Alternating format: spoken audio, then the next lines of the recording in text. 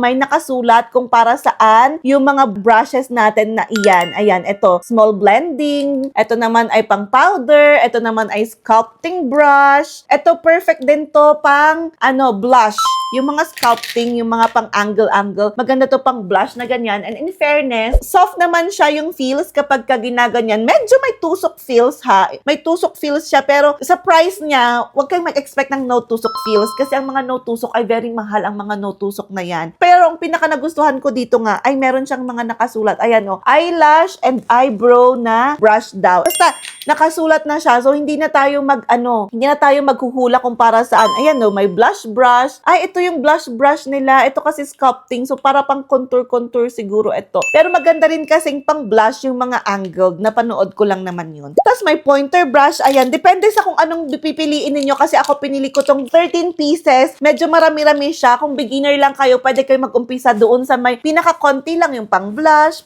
pang powder, ganyan, pang concealer, and all. Hindi nyo kailangan bilhin lahat. So, if you want this, you know the drill. Lalagay ko na lang sa baba kung saan makakabili.